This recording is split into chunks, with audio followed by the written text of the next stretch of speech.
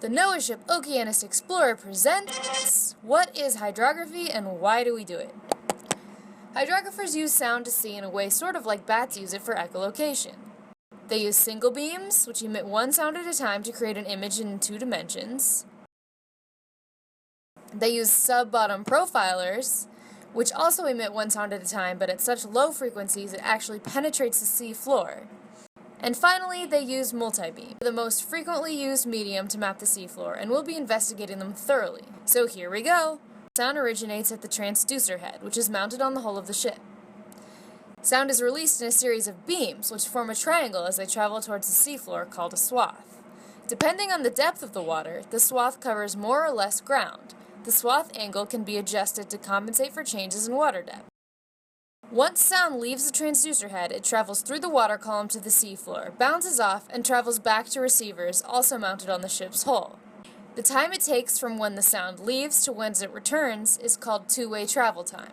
Hydrographers divide this number by 2 to find the travel time in one direction, and then account for sound speed to determine depth. The shape of the seafloor is determined by the angle of a return from each beam as well. The sound receivers keep track of these angles and combine them with the speed of return to create a bathymetric map, or map showing the depth and shape of the seafloor together. The material on the seafloor plays a role as well.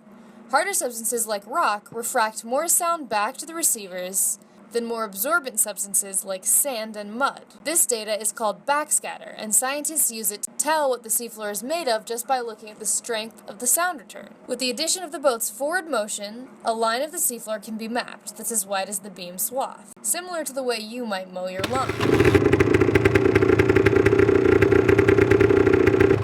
As data is collected with the sonar system, software in the mission control room on the ship collects GPS data, connecting each sounding or sound return point to a specific location on Earth.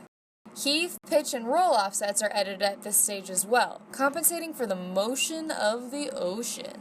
The finished map tells scientists all kinds of information from potential habitat for certain animals to whether underwater volcanoes are releasing gases into the water. So why do we collect hydrographic data aboard the Okeanis Explorer? It's NOAA's only hypothesis-driven ship, meaning it's assigned to systematically explore our largely unknown oceans for the purpose of discovery. Think of it as NOAA's Starship Enterprise. Space, a final frontier.